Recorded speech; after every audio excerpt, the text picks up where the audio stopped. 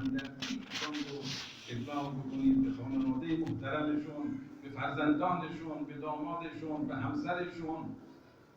من عرض کردم که چند روز قبل در لکنو بودم، فرمودن نه حتما باید برای این مأموریت مجدد به لکنو بروید که من رفتم و ادای وظیفه کردم و سلام مخصوص مقام معظم رهبری رو به خانواده محترم، به همسر گرامیش، به فرزندان و دامادش رسوندم.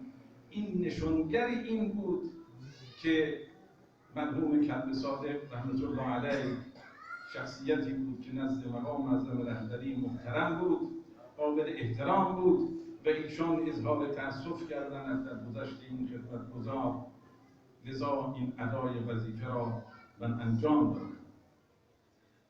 مقام معظم رهبری حضرت آیت اللہ العظمی سید علی خامنئی مجدد العالی بخوبی واقف تھے ڈاکٹر کلب صادق صاحب کی شخصیت اور ان کی کاوشوں اور ان کی خدمات سے، اور اسی وجہ سے ان کے احترام کے قائل تھے۔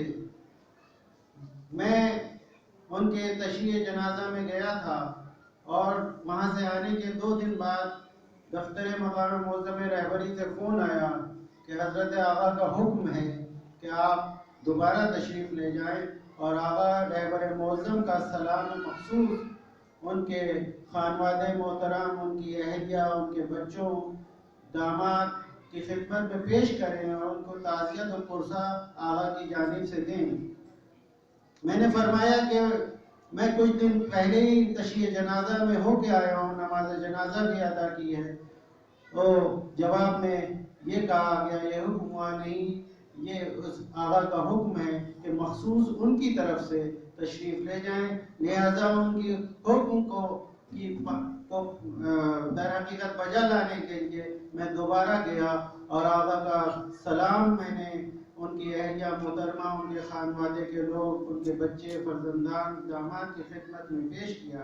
در حقیقت یہ نشاندہی کرتا ہے کہ مرحوم ڈاکٹر کلب صادق صاحب قبلہ مقام معظم رہبری کے نزدیک کتنا محترم تھے، کتنا قابل احترام تھے، اور یہ ایک خدمت گزار کا مقام ہے اور اس کی منزلت ہے آقا کی نظر میں۔ السلام علیکم ورحمۃ اللہ وبرکاتہ۔ صلی علی محمد علی محمد۔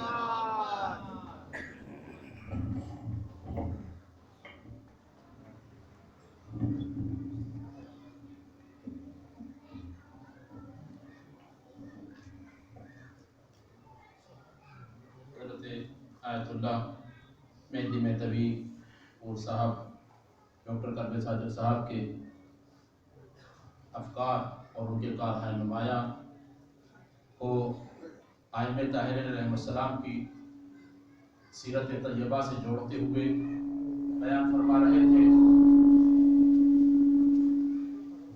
اور ان کی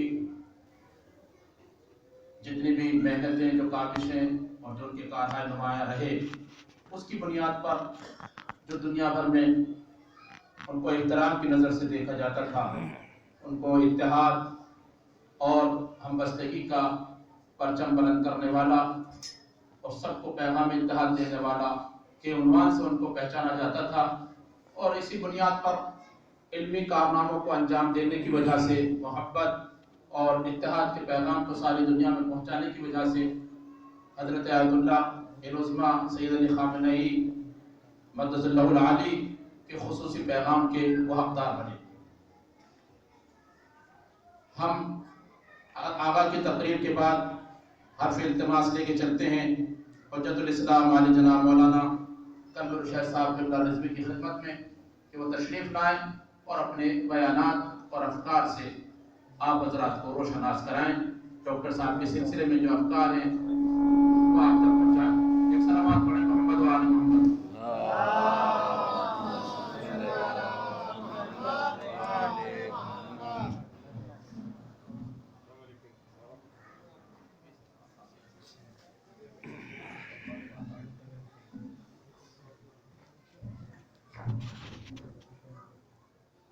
بسم اللہ الرحمن الرحیم۔ تمام تعریف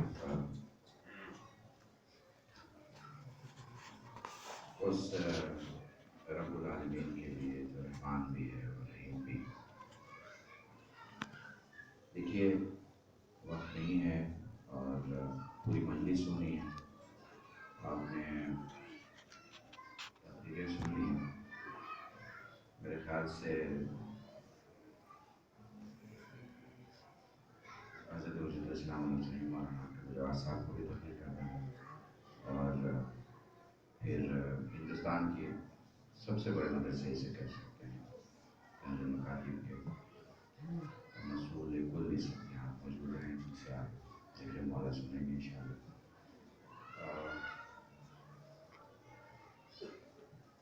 3-1 منٹ میں کوشش کرتا ہوں کہ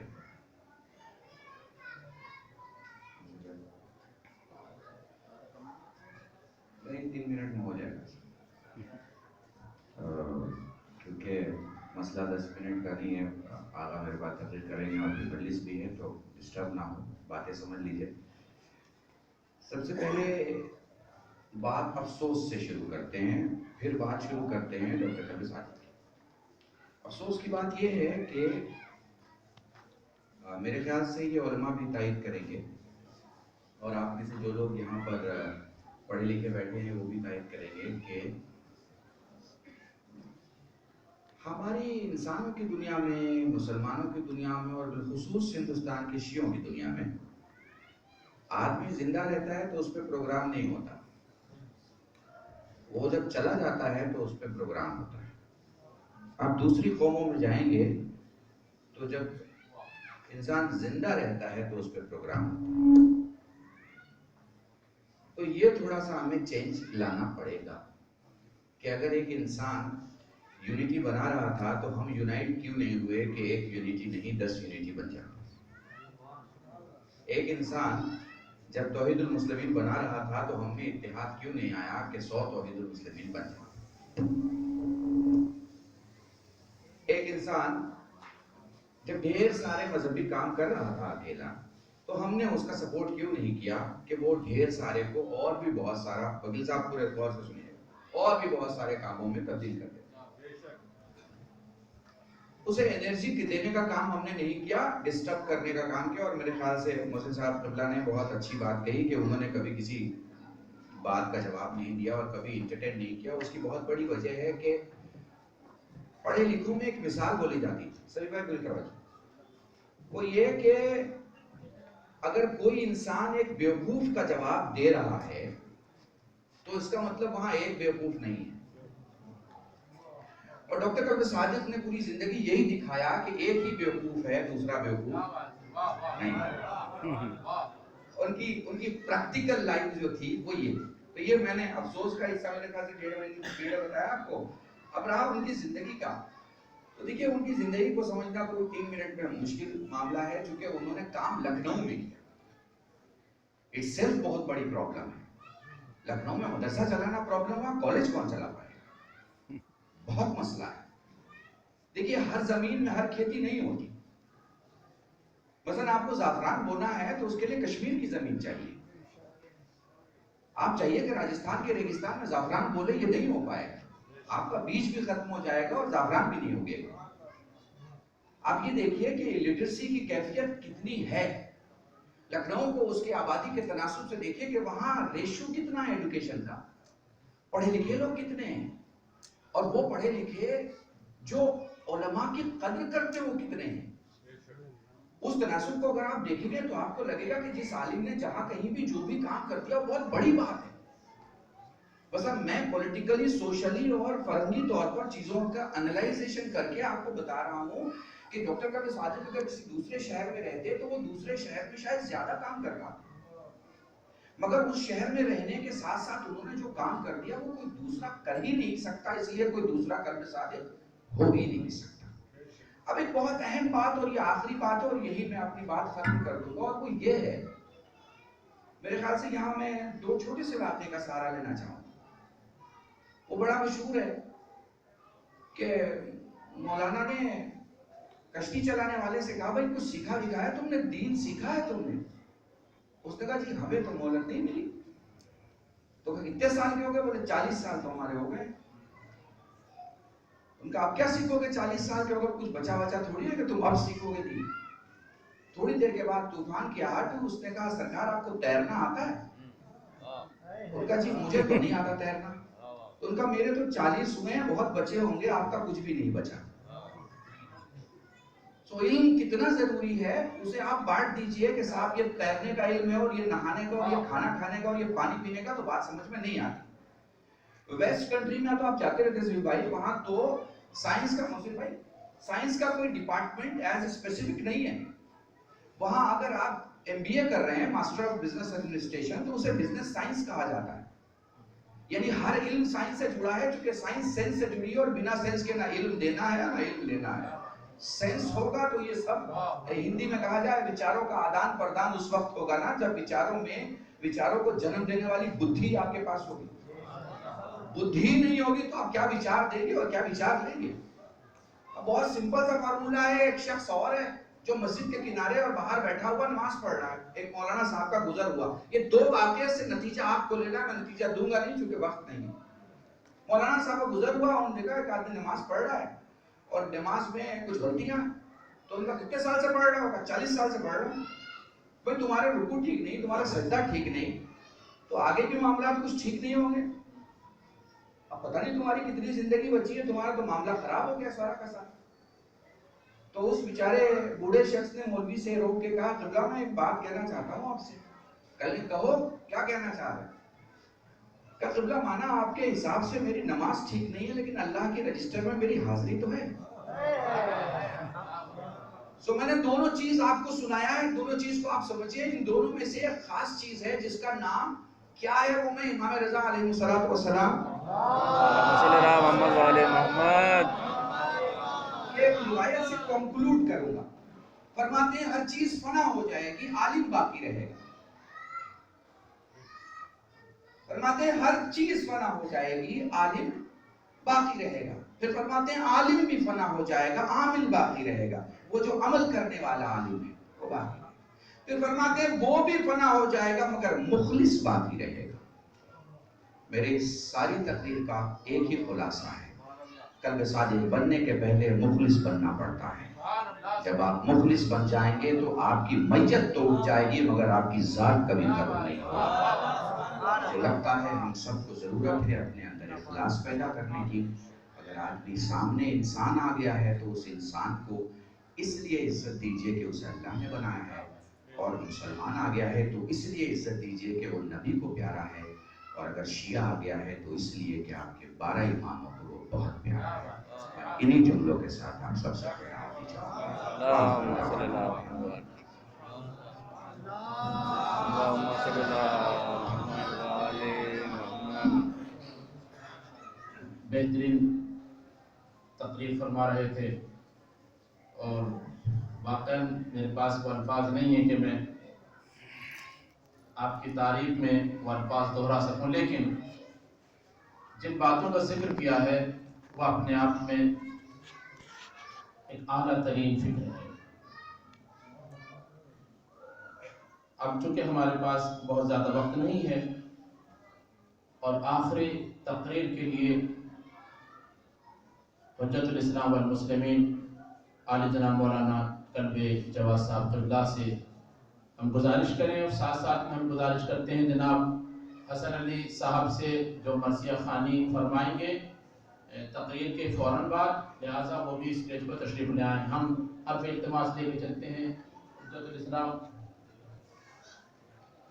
عالی جناب مولانا کلب جواد صاحب قبلہ کی خدمت میں کہ وہ تشریف لائیں اور اپنے افکار سے, خصوصاً چونکہ جتنا نزدیک سے جناب جانتے ہیں اتنا نزدیک سے ہم میں کوئی بھی نہیں جانتا, لہذا آپ ان کے حوالے سے ارشاد فرمائیں گے اور آپ ان کے حوالے سے سنیں گے. ایک صلوات پڑھیں محمد والے محمد. اللہم صلی اللہ محمد والے محمد. أعوذ بالله السميع العليم من الشيطان الرجيم. بسم الله الرحمن الرحيم.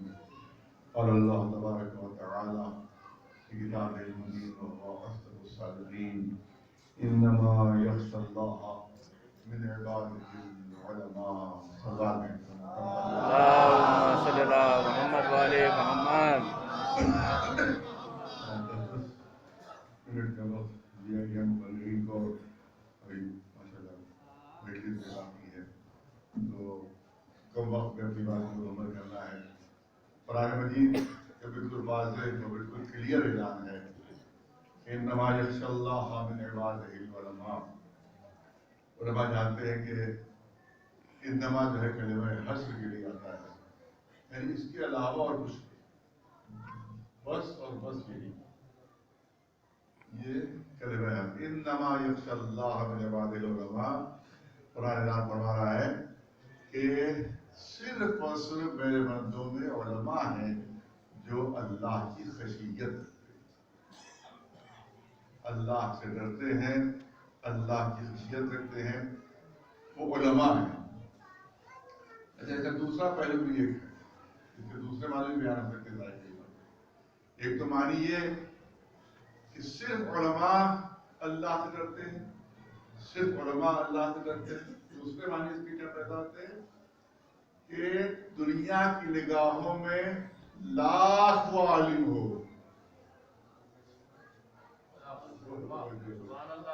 दुनिया की निगाहों में लाखों बड़े से बड़ा आलिम हो, लेकिन अगर अल्लाह से नहीं डरता है तो कुरान की निगाह में वो आलिम नहीं। ये दूसरा पहलू था। और यही खशियत इलाहिया है कि इसकी वजह से इंसान जो है तक़वा पैदा होता है, परहेज़गारी पैदा होती है, और सही मानों में आलिम बाअमल बनता है। तकरीर का मौका नहीं है, लेकिन महाराज तो जुमला करना चाहता हूँ कि जहन्नम में खुशबू कहीं नहीं होगी, बदबू ही बदबू होगी, जहन्नम में बदबू ही बदबू होगी, लेकिन उस बदबू में भी एक मखसूस बदबू होगी। कहेंगे भाई इतनी ज्यादा जब बदबूदार जगह है उसमें भी किसी को बहुत ज्यादा बदबू का एहसास हो, तो इसका मतलब कोई मखसूस बदबू है। वो किसकी बदबू होगी? जो आलिम बेअमल वहां चलेगा। तो जहन्नम वाले भी कहेंगे भाई ये बदबू हमसे बर्दाश्त नहीं होती। और अम्मे मोहतरम एक हदीस बहुत दोहराया करते थे, मैं चाहता हूँ पेश करूँ कि मुआशरे में, इस्लामी मुआशरे में फितने की दो जड़ें हैं। जितने भी फितने पैदा होते हैं मुआशरे में, उसकी दो बुनियादें हैं। बराबर तकरीर में साथ कि जितने भी फितने पैदा होते हैं इस्लामी मुआशरे में, उसकी सिर्फ दो बुनियादें हैं जिससे सारे फितने उगते हैं, पैदा होते हैं, सरचश्मा। वो दो बुनियादें कौन सी हैं? फासिक आलिम, फासिक आलिम और जाहिल इबादत गुजार। मुआशरे में यही दो फितने की जड़ें और बुनियाद हैं, फासिक आलिम और जाहिल इबादत गुजार। जितने भी मुआशरे में फितने होते हैं इन्हीं दो से पैदा होते हैं। जो आलिम और फासिक है तो उससे भी फितना पैदा होगा, और अगर इबादत गुजार जाहिल है तो उनसे भी फितना ही फितना पैदा होगा। और ये हम लोग लखनऊ में बहुत झेल रहे हैं दोनों चीजें। एक सलवात मेरे को मोहम्मद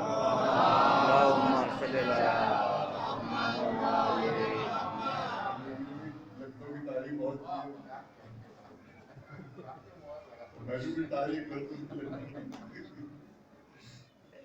कि वाकई वहाँ अच्छा काम करना सबसे बड़ी बात है। अच्छा काम करना सबसे बड़ी बात वहाँ है। हजारों फितने पैदा हो जाएंगे। अगर आप आसमान से चांद भी लिया खाएंगे तो यही कहेंगे लाए भी तो दागिला है। और अगर सितारे भी तोड़ कर ले आएंगे आसमान से تو یہی سننے کو ملے گا. اگر اتنی دور گئے تھے لائٹ بھی تو چھوٹے چھوٹے نا تو بڑے بڑے جاتے. تو وہاں کبھی آپ کو تعریف سننے کو نہیں ملے گی سوائے تنظیم کے. اور اس ماحول میں کام کرنا یہ ایک کارنامہ تھا میرے ہم میں محترم ڈاکٹر کلبے صادق صاحب. جیسے کہ خود کی طرف اشارہ کیا, عام طور سے جیسا بھی اس پر بھی اشارہ ہوا کہ دین اور دنیا کو الگ مانا جاتا ہے. دیندار جو ہے وہ اگر اس کو معاشرے میں روزگار کرتے دیکھا جائے کہ ارے صاحب عالم ہوتے ہوئے تو کام کر رہا ہے, اور جو دنیا دار ہوتے ہیں ان کو دین سے کوئی تعلق نہیں ہوتا. لیکن حقیقت یہ ہے کہ اسلام دین اور دنیا کے حسین امتزاج کا نام. میں توجہ چاہوں گا علماء میں تشریف فرما ہے, پڑھے لکھے حضرات تشریف فرما ہے. اسلام میں علم کا تعلق صرف دین سے نہیں ہے. اسلام میں علم کا تعلق صرف دین سے نہیں ہے, بلکہ اسلام میں علم کا تعلق دین سے بھی ہے اور دنیا سے. اسلام میں علم کا تعلق زمین سے بھی ہے اور آسمان سے بھی ہے. میں بہت توجہ چاہوں گا چند جملوں پر. اسلام میں علم کا تعلق زمین سے بھی ہے اور آسمان سے بھی ہے. اسلام میں علم کا تعلق خاک سے بھی ہے اور افلاک سے بھی ہے. اسلام میں علم کا تعلق معنویت سے بھی ہے اور مادیت سے بھی ہے. اسلام میں علم کا تعلق طبیعت سے بھی ہے اور مابعد طبیعت سے بھی ہے, فزکس سے بھی اور میٹا فزکس سے بھی ہے. اسلام میں علم کا تعلق فطرت سے بھی ہے اور ما فوق فطرت سے بھی ہے. اسی لیے اسلام میں جب علم نے جناب داؤد کی صورت اختیار کی ہے تو زرا بھی بنی ہے اور داوری بھی کی ہے. اسلام میں علم نے جب جناب سلیمان کی صورت اختیار کی ہے تو چٹائی بھی بنی ہے اور آسمان و زمین کی باغڈور بھی سنبھالی ہے. اسلام میں علم نے جب جناب ابراہیم کی صورت اختیار کی ہے تو بھیڑیں بھی چرائی ہیں اور نار کو گلنار بھی بنایا. اسلام میں علم نے جب جناب موسیٰ کی صورت اختیار کی ہے تو کنویں سے پانی بھی کھینچا ہے اور دریائے نیل میں راستے بھی بنائے. سبحان اللہ, کیا بات. اسلام میں علم نے جب جناب عیسیٰ کی صورت اختیار کی ہے تو نجاری بھی کی ہے اور مردوں کو زندہ بھی کیا ہے. اسلام میں علم نے جب رسول اللہ کی صورت اختیار کی ہے تو دنیاوی سامان تجارت مدینے سے شام تک لے گئے ہیں, مکے سے شام تک لے گئے ہیں, اور اخروی سامان تجارت آسمان سے زمین تک لائے. سبحان اللہ, کیا بات. اور اسلام نے جب علم علی کی صورت اختیار کی, جب علم نے علی کی صورت اختیار کی ہے تو یہودیوں کے بعد محنت بھی ہے اور ممبر میں بیٹھ کر سلیوٹ ہی سلیوٹ. یہ ہے اسلام جو میں نے آپ کے سامنے پیش کیا ہے. دین بھی دنیا ہے, دین یہی پورا مشن تھا. ہم نے بہت رہا اور اس پہ حدیث کو برابر پیش فرماتے تھے. اب میرے پاس 10 منٹ ہو گئے, زیادہ 1 منٹ اور وہ حدیث شاہ بچوں کے لیے جوانوں کے لیے حدیث شاہ فرماتے تھے کہ دین صرف اور علم صرف وہی نہیں ہے تو مدرسوں میں محدود ہے, اور اس کے لیے دلیل دیتے تھے. جو مدرسوں کے نصاب میں ہے محدود وہی علم نہیں ہے, علم دین وہی نہیں ہے, اور اس کے لیے دلیل کیونکہ حضور سرور کائنات محمد مصطفیٰ صلی اللہ علیہ محمد بہترین دلیل میں تو سمجھتا ہوں, بہترین دلیل وہ حدیث کے ذریعے سے ارشاد فرماتے تھے کہ الحکمت ضالۃ المؤمن, علم و حکمت مومن کا کھویا و خزانہ ہے. خذوها ولو من اہل الشرک. علم و حکمت حاصل کرو چاہے کسی مشرک کے سامنے زانو ادب تو نہ طے کرو. किसी गैर मुस्लिम के सामने, चाहे किसी हिंदू के सामने, सिख के सामने, ईसाई के सामने, बौद्ध के सामने इल्म हासिल करो। ये तुम्हारा खोया हुआ खजाना है, तो मुझे इतना बता दीजिए कि किसी मुशरिक से क्या इल्म कुरान हासिल किया जाएगा? क्या बात है, वाह वाह वाह। क्या किसी मुशरिक से इल्म तफसीर हासिल किया जाएगा? क्या किसी मुशरिक से इल्म रिजाल हासिल किया जाएगा? क्या किसी मुशरिक से अइम्मा मासूमीन की हदीसें मालूम की जाएंगी? नहीं। मुशरिक से कौन इल्म हासिल होगा? यही दुनियावी उलूम है। सुभान अल्लाह। डॉक्टरी है, इंजीनियरिंग है, प्रोफेसरशिप है, ये तमाम चीजें जो है यही हासिल की जाएगी। इसीलिए वो फरमाया करते थे कि दीन भी और दुनिया भी। और यही छठे इमाम जाफर सादिक अल्लाहुम्मा सल्ली अला मुहम्मद व आले मुहम्मद। आपने यूनिवर्सिटी कायम की थी, मदरसा नहीं। मदरसा नहीं, उस जमाने में 40,000 तालिबे इल्म थे। 4,000 तालिबे थे। 4,000 तालिबे थे। उस जमाने को देखियो, वो 4,000 आज के 40 लाख के बराबर हो।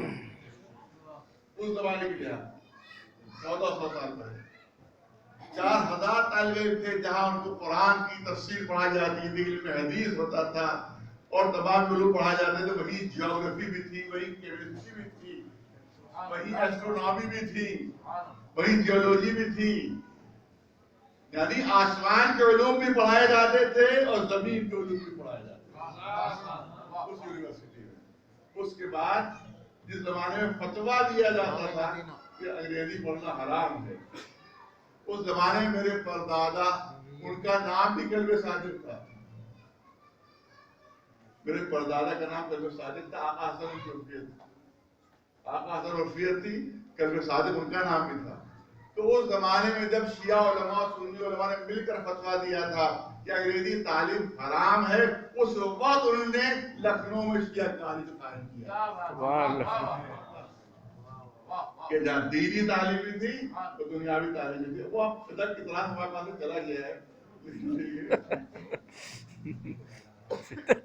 लेकिन हमारे परदादा ने कायम किया था। तो दीन भी और दुनिया भी। और हमारी छजा का नाम भी कल्बे सादिक, लिहाजा दीनी उसी सीरत पर अमल करते हुए अलीगढ़ में मस्जिदुल उलूम कायम किया कि जहाँ दीनी तालीम भी है, दुनियावी तालीम भी है। यूनिटी कॉलेज कायम किया कि जहाँ दीनी तालीम भी है, दुनियावी तालीम भी है। इसके बाद मेडिकल कॉलेज कायम किया। मैंने आखिरी जुमले से पहले कर चुका किसी तस्वीर में कि बड़े बड़े इदारे जो मिलकर जो काम नहीं कर सकते, वो मेरे अमीर मोहतरम ने अकेले करके अंजाम देते हुए बता दिया था कि अगर इंसान हिम्मत वाला हो, इंसान में सलाहियतें हो, इस्तेदाद हो, तो वो अकेला ही बड़े बड़े कारनामे अंजाम दे सकता है। काश हम उनकी सीरत पर अमल कर सकें, काश उनके मिशन पर हम अमल कर सकें। याद रखिए कि आज कहा जाता है गांधी जी जिंदाबाद, बढ़ चुके हैं वो, कि वापिस जिंदाबाद क्यों? पूछा जाता है कि आप भाई गांधी जी जिंदाबाद क्यों कहा जा रहा है, तो बढ़ गए। और एक कहेगा जब तक कारनामा जिंदा रहता है, शख्सियत जिंदा रहती है। तो लिहाजा जब तक हिंदुस्तान आजाद है, गांधी जिंदा है। मैं और मजहबी इजाजत नहीं दे रहा हूँ। उसी तरह से जब तक हमें मोहतरम के कॉलेज, इंस्टीट्यूशंस और तमाम कमीशन जिंदा है, तो कल्बे सादिक भी जिंदा ही है। बड़े वाह अल्हम्दुलिल्लाह।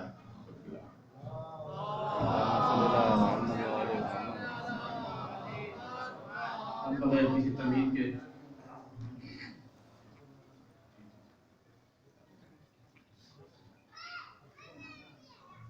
किसी तमीज़ के गुजारिश करेंगे जनाब हसन अली साहब से कि वो आएँ और मरसिया खानी के फ़राइज़ अंजाम दें और मरसिया के फ़ौरन बाद एक मजलिस अज़ा आप हज़रात मुलाज़ा फरमाएंगे।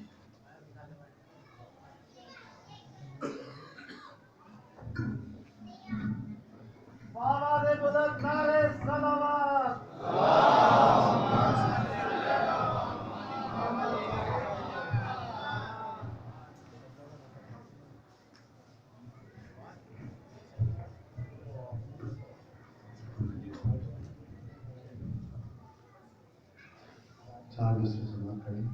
وقت کی قلت ہے، بہت اختصار کے ساتھ حاضر ہوں۔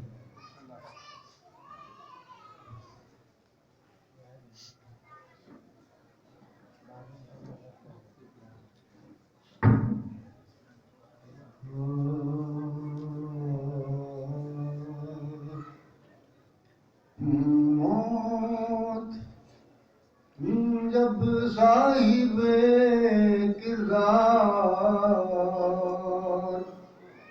سے ٹکراتی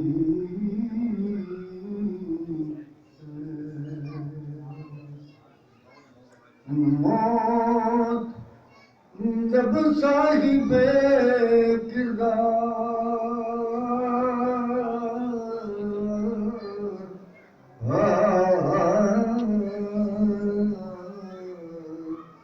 سے ٹکراتی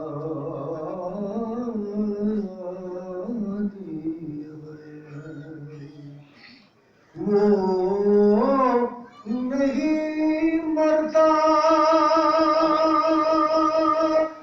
خود موت ہی مر جاتی ہے۔ کیا کہنا ہے، کیا کہنا ہے؟ خود نہیں مرتا، موت ہی مر جاتی ہے۔ وہ نہیں مرتا، خود موت ہی مر جاتی ہے۔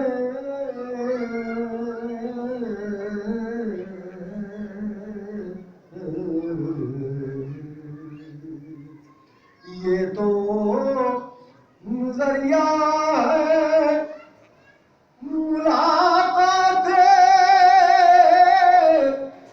علی سے، ورنہ یہ تو ذریعہ ہے ملاقات علی سے، ورنہ موت ہے در کے غلاموں کو کہاں۔ ہائے ہائے، کیا بات ہے، سبحان اللہ، سبحان اللہ۔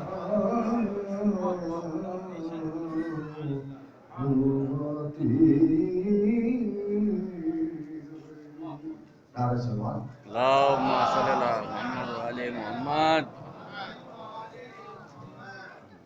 ایک مطلع 3 شعر 4 نمبر سے نعرہ سلوات۔ اللہم صلی اللہ محمد وعلی محمد۔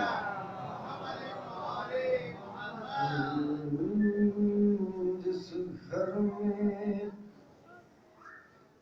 کبھی، جس گھر میں کسی رخ سے اجالا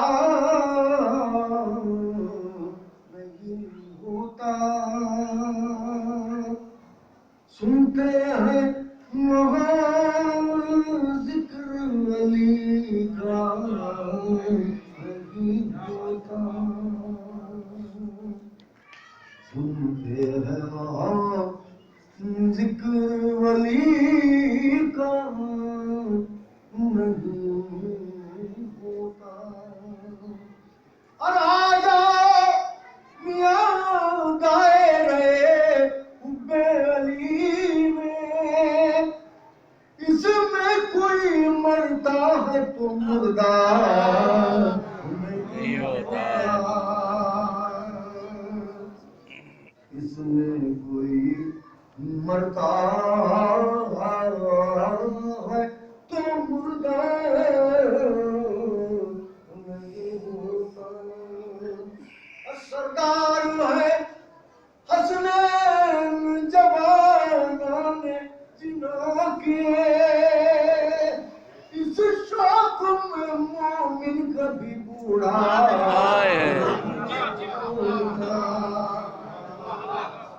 سردار ہے حسنین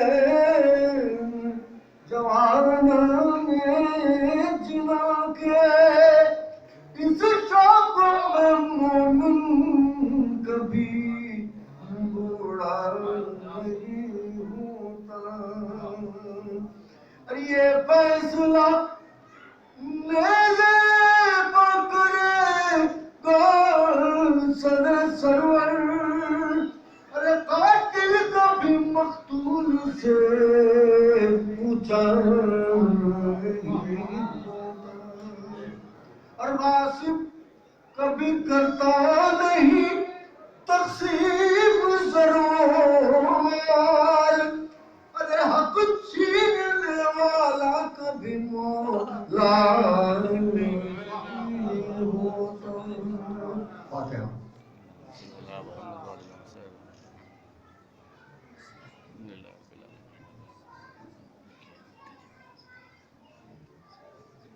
ایک مرتبہ سورہ علم کی مرتبہ سورہ اخلاص کی طرح فرمان کے خلاف مرحوم ڈاکٹر خیر صادق صاحب اللہ نے حسین صاحب کی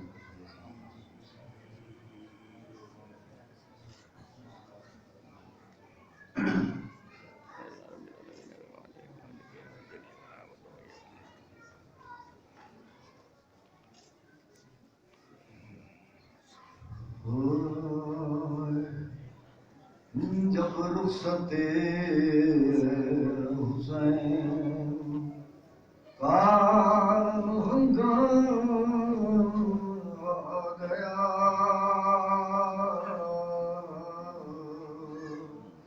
آئے زمین پر گھوڑے سے سجدے میں سر جھکا، قاتل واسطین چڑھاتا ہوا بڑھا، بالی باروغ سیدہ نے سر پٹک دیا،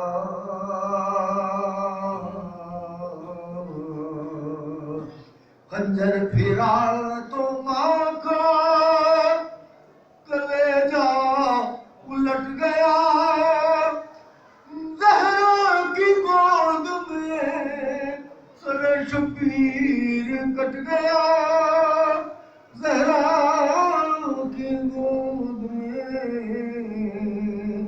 سر شبیر کٹ گیا، قرآن کے محافظ و یاور چلے گئے، عباس و قاسم و علی اکبر چلے گئے، اب ہے کہ 6 مہینے کے اصغر چلے گئے، اب کیا رہا کہ صفت پیغمبر چلے گئے، لاشیں پڑی ہے گلیے شہیدوں کی خاک پر، پروا بکھر گیا ہے پیامہ کی خاک پر، پروا بکھر گیا ہے پیامہ کی خاک پر، فرمایا رو کے دیکھتے ہیں آپ یا نبی، اور امت نے جو حضور کی عطرت کی قدر کی، بابا سلا تھا کیا میری خدمات کا یہی، ارے بابا مرا حسین میری کو گزر گئی، بابا مرا حسین میری کو گزر گئی، بابا قصور کیا تھا میرے نور عین کا، بابا چوری سے کاٹا گیا سر حسین کا، بابا چوری سے کاٹا گیا سر حسین کا، بابا ابو مریض کو بستر بھی لے گئے، اور خیمے سے گاہ ہمارے اصغر بھی لے گئے، ظالم یتیم بچوں کے باہر بھی لے گئے، زینب کے سر سے چھین کے چادر بھی لے گئے، چاہے کہاں کے آگ لگی ہے قیام میں، سر لنگے میری بچی ہے پلوائے آرام میں، سر لنگے میری بچی ہے پلوائے آرام میں، بابا اجڑ رہا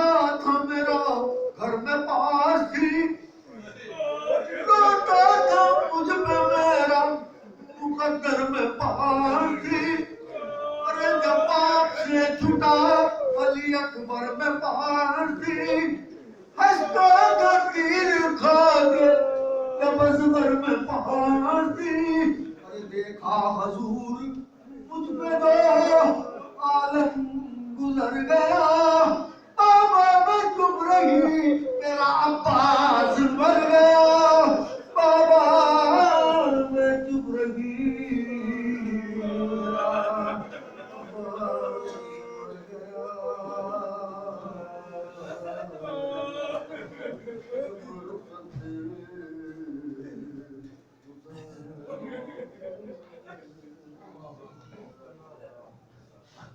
تقبل اللہ انشاءاللہ.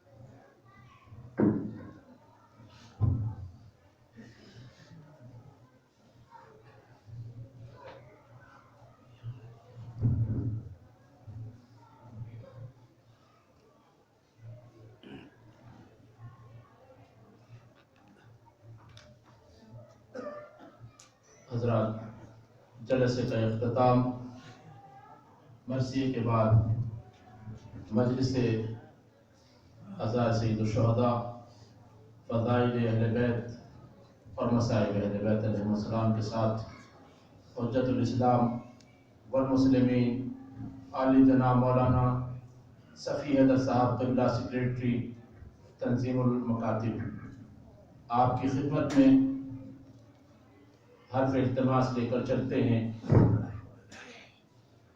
کہ وہ تشریف لائیں اور بیانات ذکر مصائب اور فضائل اہل بیت علیہ السلام سے آپ کے قلوب کو منور فرمائیں. آپ حضرات ایک نعرہ صلوات سے ان کا استقبال فرمائیں.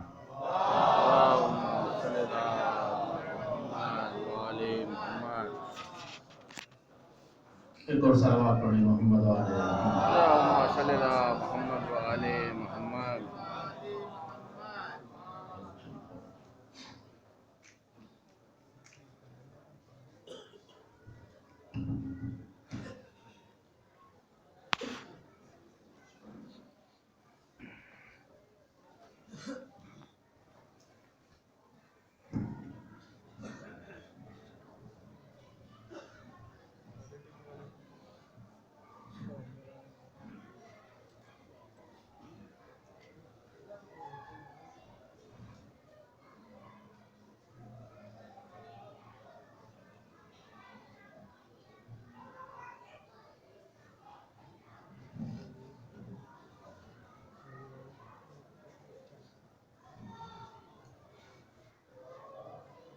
رحم اللہ من قرأ الفاتحہ.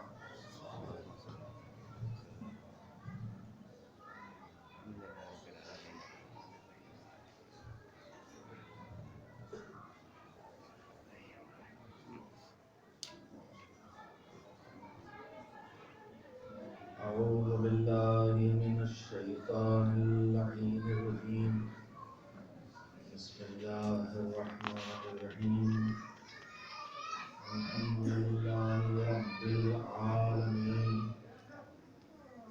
والعاقبۃ للمتقین والجنۃ للمؤمنین والنار للملحدین والصلاة والسلام علی سید الانبیاء والمرسلین سیدنا ونبینا وشفیعنا بالقاسم محمد اللهم صل على محمد وعلى محمد. وآل الطيبين الطاهرين المعصومين المظلومين واللعنة الدائمة الباقية على أعدائهم أجمعين من الآن إلى يوم الدين. أما بعد وقد روي عن الإمام الصادق جعفر بن محمد عليه السلام أنه قال إذا مات العالم سلم في الإسلام سلمة لا يصدها شيء إلى يوم القيامة. صلوات بھیجے محمد. اللهم صل على محمد وعلى محمد. سے اِصال ثواب ہے، اس کی سب سے پہلی گزارش ہے کہ ایک بار پھر سورہ حمد اور اس کی بات سورہ توحید کی تلاوت فرمائیں تاکہ مجموعی طور پر ہر ایک کی تلاوت سے 2 قرآنوں کی تلاوت کا ثواب حاصل ہو. اسے مرحوم اللہ حاصل کرنے کا قلب صادق صاحب کی روح کو ہدیہ کریں.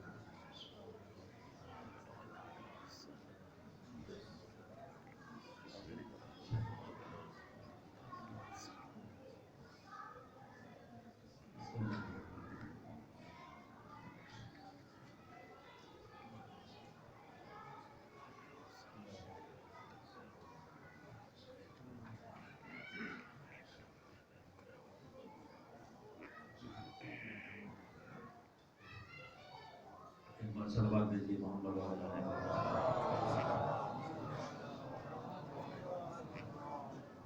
اسے اِصال ثواب ہے ایک ایسی شخصیت کی جس کے زندگی کے مختلف پہلو ہیں. وہ ایک عالم بھی تھے، وہ ایک مصلح بھی تھے، وہ ایک مدبر بھی تھے، وہ ایک مفکر بھی تھے، وہ ایک اہل قلم بھی تھے، وہ ایک مسلسل خدمت خلق کرنے والی شخصیت بھی تھے، وہ ایک مومن بھی تھے، وہ ایک مسلم بھی تھے، وہ ایک بندے خدا بھی تھے. زندگی کے مختلف پہلو ہیں جن میں سے ہر ایک پہلو گفتگو چاہتا ہے، توجہ چاہتا ہے. اور جیسا کہ ابھی برادر عزیز مولانا قلب الشہر صاحب نے کہا، یہ ہماری بدنصیبی ہے کہ ہم قدر جانے کے بعد کرتے ہیں. زندگی میں قدر کریں اور ان پہلوؤں پہ گفتگو کی جائے تو نئی نسلوں کو زیادہ موقع ملے خود صاحب خیر سے خیر حاصل کرنے کا. اب ان باتوں کا تذکرہ مفید تو ضرور ہے، لیکن جس کے ذریعے یہ چیزیں ہم تک پہنچی ہیں وہ خود ہمارے درمیان نہ ہو، اس سے اس طرح نہیں اپنایا جا سکتا جیسے زندگی میں اپنایا جا سکتا ہے. میں نے آپ حضرات کی خدمت میں مختصر سے وقت میں جو باتیں کہہ سکتا ہوں ان کے کہنے کے لیے ایک ایسی سچائی کو پیش کرنے والی حدیث کو آپ کے سامنے پیش کیا ہے جس سچائی کی طرف ہم کم متوجہ ہوتے ہیں. دنیا میں لوگ اٹھتے ہیں، ہمیں غم ہوتا ہے، رنجیدگی محسوس ہوتی ہے، پریشان ہوتے ہیں، کچھ دنوں کے بعد بھول جاتے ہیں، غم کا زخم منتقل ہو جاتا ہے. لیکن یہ غم کا زخم لگتا ہے ہمارے دلوں پر، یہ تو منتقل ہو جاتا ہے مگر ہر ایک کے اٹھنے سے نہیں. لیکن اس زمین سے کوئی عالم اٹھتا ہے تو پھر دین کو وہ زخم لگتا ہے جو دین کا زخم کبھی منجمد نہیں ہوتا. میں نے جو روایت پڑھی ہے چھٹے امام حضرت جعفر صادق اللہم صلی اللہ محمد وآلہ محمد ہے کہ اذا مات العالم، اگر کسی عالم کی موت ہو جائے، سلم فی الاسلام سلمہ، تو اسلام میں ایک ایسا شگاف پیدا ہوتا ہے، ایک ایسا، آپ نے دیکھا ہوگا چھری چلاتے ہوئے کبھی کبھی دھار کہیں سے ٹوٹ جاتی ہے، اسے بھی سلمہ کہتے ہیں. اور کسی دیوار میں جو درار بن جائے اسے بھی سلمہ کہتے ہیں. یا جیسے فائرنگ ہوتی ہے اور گولہ مارا جائے تو دیوار میں جو سوراخ ہو جائے وہ بھی سلمہ ہے. شگاف، وہ سوراخ، وہ چھید، وہ دندانے کا ٹوٹ جانا. اسلام میں عالم کی موت سے وہ کھانچا بنتا ہے، وہ شگاف آتا ہے. لا یسدھا شیء الی یوم القیامہ، قیامت کے دن تک اس کھانچے کو، اس خلا کو پھر کوئی چیز اور نہیں کر سکتی. اس سے ہم اندازہ لگائیں کہ عالم کا وجود سماج میں اور معاشرے میں کتنا قیمتی ہے اور کتنا اہم ہے اور کتنا ضروری ہے دین کے لیے، دین کی بقا کے لیے، دین کی حفاظت کے لیے، دین کے صحیح راستے پر باقی رہنے کے لیے اور دینداروں کے صحیح راستے پر چلتے رہنے کے لیے. میرے عزیزوں، جس عالم کے جلسہ تعزیت میں اور اصال ثواب کے لیے ہم جمع ہوئے ہیں، اس کی شخصیت کے مختلف پہلو ہیں جن پر گفتگو ابھی میں نے عرض کیا کہ کی جانا چاہیے. کہ عالم جس کے وجود کی کمی قیامت تک بھرپائی نہیں ہو سکتی، یہ کون سا عالم ہوتا ہے؟ عالم کی قسمیں ہیں. ایک عالم وہ ہے جو منکسر مزاج ہے، ایک عالم مغرور ہے. ایک عالم وہ ہے جو باعمل ہے، ایک عالم وہ ہے جو بے عمل ہے. ایک عالم وہ ہے جو زمانے سے باخبر ہے، ایک عالم وہ ہے جو زمانے سے بے خبر ہے. ایک عالم وہ ہے جو معتدل مزاج ہے، ایک عالم وہ ہے جو شدت پسند ہے. ایک عالم وہ ہے جو خود عدالت والا ہے، ایک عالم وہ ہے جس میں خود عدالت نہیں پائی جاتی. ایک عالم وہ ہے جو دوسروں کی بھی اصلاح کرتا ہے اور اپنی بھی اصلاح کرتا ہے. ایک عالم وہ ہوتا ہے کہ جو دوسروں کی اصلاح بھی نہیں کرتا، اپنی بھی نہیں کرتا، یا دوسروں کی اصلاح کی کوشش کرتا ہے، اپنی اصلاح کی کوشش نہیں کرتا. اسلام میں دو قسمیں ہیں عالم کی، ان میں سے ایک اسلام کو درکار ہے، ایک سے اسلام دور ہٹاتا ہے.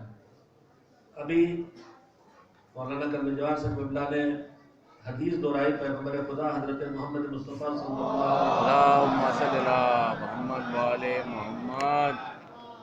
یہ ساری چیزیں جب سمٹ جائیں کہ منکسر مزاجی بھی پائی جائے، خوش اخلاقی بھی پائی جائے، دوسروں کے لیے دل میں نرمی کا جذبہ اور محبت بھی پایا جائے، ایثار اور قربانی بھی پائی جائے، یہ سب باخبر زمانے سے باخبری بھی پائی جائے، یہ ساری چیزیں جب جمع ہوتی ہیں تو وہ کہلاتا ہے عالم باعمل. قسمیں ہیں انسانوں کی، ایک ہے عالم، ایک ہے جاہل، ایک ہے باعمل اور ایک ہے بے عمل. اگر ان دو کو جوڑیں گے ایک دوسرے سے تو کتنی قسمیں بنیں گی؟ 4 قسمیں بنیں گی. ایک عالم باعمل، ایک عالم بے عمل، ایک جاہل باعمل، ایک جاہل بے عمل. بہت سے لوگ ہمارے درمیان ہیں نہ دین جانتے ہیں نہ انہیں دین سے کوئی رشتہ ہے، ہماری دنیا میں ان کا کوئی رشتہ نہیں. ایک بات تو دین جانتا تو نہیں ہے لیکن دینداری، نماز، روزہ یا رسم و رواج اور دعا تعویذ اور نظر نیاد میں سب سے آگے آگے. اسی طرح سے عالم کی بھی 2 قسمیں، ایک عالم باعمل ہے جو کرتا، جو بتاتا ہے اس پہ عمل کرتا ہے، ایک عالم بے عمل ہے. تو 2 قسمیں عالم کی، 2 قسمیں جاہل کی. عالم باعمل، عالم بے عمل. جاہل کی 2 قسمیں، جاہل بے عمل اور جاہل باعمل. ان میں سے 4 میں سے 2 کا تذکرہ پیغمبر نے حدیث میں کیا ہے کہ جن سے پیغمبر کا جملہ یہ ہے کہ قسم ظہری اسنان، میری کمر توڑ دی ہے 2 لوگوں نے. قسم ظہری اسنان، حضور سرور کائنات حضرت محمد مصطفیٰ صلی اللہ علیہ وسلم.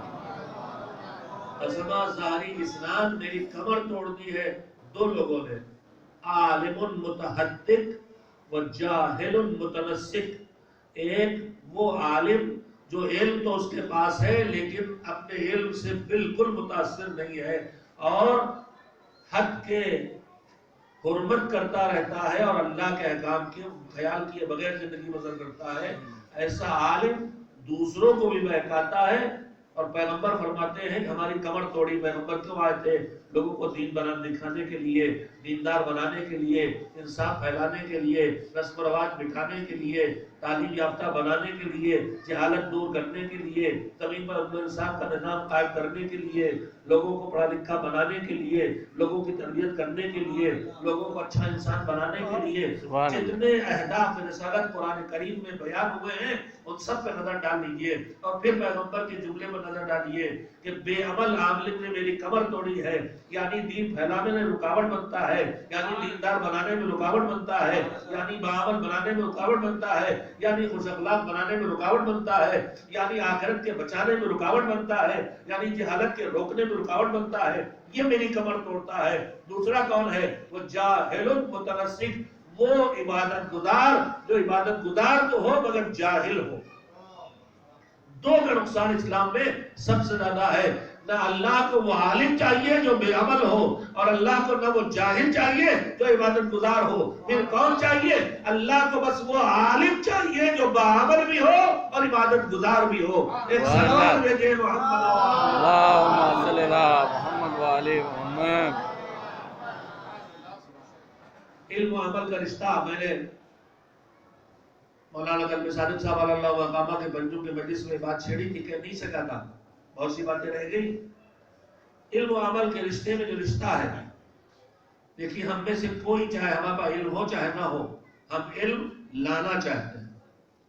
ہم جاہل ہونے کو پسند نہیں کرتے، اور جو علم کسی صورت حاصل ہو جائے اسے باقی رکھنا چاہتے ہیں. ہم نہیں چاہتے کہ ہم جاہل رہ جائیں. ہمارے پاس جو علم آئے وہ ہم سے چلا جائے. دو تمنائیں ہم میں ہر ایک کی ہوتی ہیں. اگر متوجہ کی جائے کسی بھیا جاہل رہنا چاہتے ہو یا سیکھنا چاہتے ہو تو ہر آدمی کہے گا نہیں ہمیں جاہل رہنا پسند نہیں، ہم علم حاصل کرنا چاہتے ہیں. اور دوسرا کہ جاہل نہیں رہنا چاہتے، علم حاصل کرنا چاہتے ہو. علم وہ چاہتے ہیں جو ٹکے تمہارے پاس، یا علم آئے اور چلا جائے، محنت بیکار کا نہیں، آئے تو ٹکے. تو یہ جو علم کے بارے میں دو ہماری خواہشات ہیں، ایک علم آئے، دوسرے علم ٹکے. ان دونوں کا نسخہ کیا ہے؟ ان دونوں کا نسخہ ہے عمل. جو سیکھو اس پر عمل کرو. علم لانے کا ذریعہ بھی عمل ہے اور علم بچانے کا ذریعہ بھی عمل ہے. امام صادق علیہ السلام کا ایک ارشاد ہے، اللہم صلی اللہ محمد وعلی محمد. تفصیل و تفصیل کے بغیر سن لے. امام صادق فرماتے ہیں کہ العلم یہتف بالعمل، علم عمل کو آگے پکارتا ہے. علم آتا ہے تو عمل کو پکارتا ہے. علم آتا ہے، اگر ہم نے پڑھا کہ نماز واجب ہے تو ہمارا علم یہ کہتا نماز پڑھو. ہم نے کہا روزہ واجب ہے تو ہمارا علم کہتا روزہ رکھو. ہمارا علم اگر ہمیں ملا کہ قطع رحم حرام ہے تو پھر ہم سے ہمارا علم کہتا ہے کہ رشتے جو جوڑے ہیں انہیں جو توڑے ہیں انہیں جوڑو. اگر ہم سے ہمارا مذہب ہم سے کہتا ہے کہ صلہ رحم واجب ہے تو ہم سے مذہب کہتا ہے کہ اللہ نے جو رشتے جوڑ کے بنائے ہیں انہیں جوڑ کے رکھو. خالی زبان سے نہ رہو، عمل سے حسینی بنو، باعمل بنو. العلم یہتف بالعمل، علم آتا ہے تو عمل کو دعوت دیتا ہے. فَإِنْ أَجَابَ، اگر علم کی آواز پر عمل نے لبیک کہی تو ٹکتا ہے. وَإِلَّا فَارْتَحَلَ عَنْهُ، اور اگر علم کی آواز پہ عمل نہ آیا تو یہ علم رکتا نہیں ہے، چلا جاتا ہے. تو علم کے اپنے پاس روکنے کا ذریعہ کیا ہے؟ باعمل بننا. اچھا جتنا علم میرے پاس آ گیا وہ آ گیا، اب جو نہیں آیا اس تک لانے کا ذریعہ کیا ہے؟ وہ بھی رسول اکرم حضرت محمد مصطفیٰ صلی اللہ علیہ وسلم کے ارشاد. اور حضور نے مثال دی ہے، میں نے اس دن مثال دہرائی تھی. حضور نے فرمایا، جو مثال دی میں اپنے لفظوں میں آپ کے سامنے پیش کر رہا ہوں کہ مثلا میں آیا ہوں دہلی میں، اتفاق سے یہاں لائٹ اب نہیں جاتی لیکن چلی گئی، اور میں جس کمرے میں ٹھہرا ہوں اس طرف باتھ روم نہیں، مجھے اٹھ کے دوسرے علاقے میں تھوڑی دور میں باتھ روم جانا ہے. میرا دیکھا ہوا راستہ نہیں ہے، مجھے نہیں پتا کہ تعمیر چل رہی، اونچا نیچا زینے ہیں، کیا ہے کیا نہیں ہے. اب میں نکلا تو اندھیرا کیسے راستہ ڈھونڈوں؟ تو میں نے موبائل ہاتھ میں لیا، لائٹ جلائی اس کی، تو موبائل کی ٹارچ کی روشنی نے ایک سامنے کا میرا حصہ ایک سرکل بنایا روشنی کا. اس روشنی میں مجھے دکھائی دینے لگا کہ راستہ صاف ہے یا اونچا نیچا ہے، کھانچا ہے یا ڈھیلا ہے، پتھر ہے، کیا دکھائی دے رہا ہے. اب جو مجھے راستہ دکھائی دینے لگا تو دو ہی صورتیں ہو سکتی ہیں، یا تو جتنا راستہ دکھائی دیا اس میں قدم آگے بڑھا دوں، یا میں سوچوں کہ اتنا تو دکھائی دے رہا مگر آگے کا حال پتہ نہیں کیا ہو، کہیں آگے کوئی گڈھا نہ ہو گر پڑو، کہیں کیچڑ نہ ہو پھسل گر پڑو. تو اگر مجھے جو دکھائی دیا میں نے سوچا جتنا دکھائی دے رہا ہے اس پہ قدم بڑھاؤ تو نتیجہ کچھ اور ہوگا.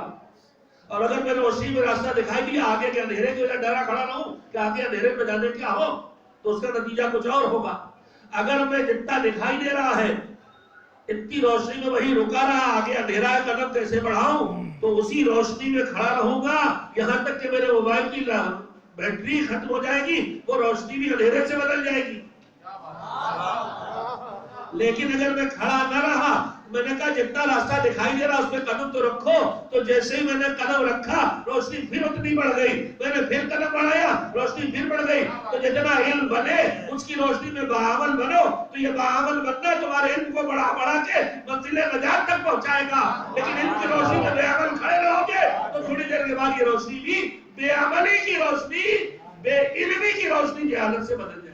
اللہم صلی اللہ محمد وعلی محمد. مولانا کلب صادق صاحب قبلہ اللہ مقامہ کی ساری خوبیوں کی جڑ تھی ان کا علم اور ان کا باعمل عالم ہونا.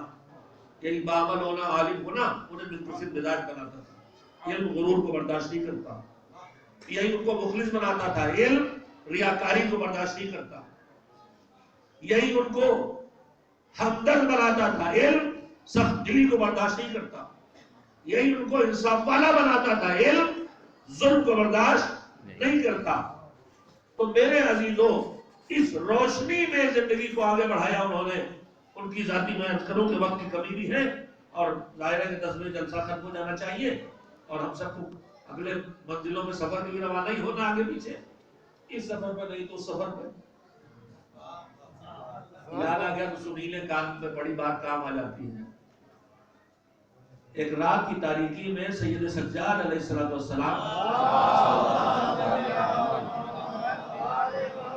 روز رات کو آپ روٹی اور کھجور اور کھانا پانی لے کے تقسیم کرتے تھے اور گھروں میں پہنچاتے ضرورت مندوں کے. ان ضرورت مندوں میں کچھ رشتہ دار خاندان بھی تھے مگر ان کو یہ پتہ نہیں ہوتا تھا کہ کون لایا. تاریخ ہے ان حالات میں کرنا بڑا مشکل ہوتا ہے. تو جب وہ روٹی کھجور آ کے پہنچا لے جا کے دے تو وہ لوگ پہچانتے نہیں جن کی تعریف کریں. ایک تم ہو، ہم سے کوئی رشتہ نہیں، روز کھانا پانی لے کے آتے ہو. ایک علی بن الحسین ہمارے رشتہ دار ہیں، کبھی پوچھتے نہیں. روز رات کو سید سجاد یہ سنتے تھے، وہی لے کے آئے ہیں.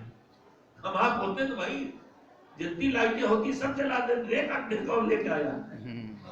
ساری زندگی یہ تانا دیتے رہے اور لیتے رہے اور پتہ نہ چلا کہ جسے تانا دے رہے ہو وہی تو ہے. یہ پتہ کب چلا جب سید سجاد دنیا سے رخصت ہو گئے کہ آج پہنچانے والا نہیں آیا. او اچھا یہ تو نہیں تھے پوری زندگی. اور یہی خلوص ہوتا ہے جو آدمی کو باقی رکھتا ہے. پھر بعد میں بات آئی تو سنیے شیخ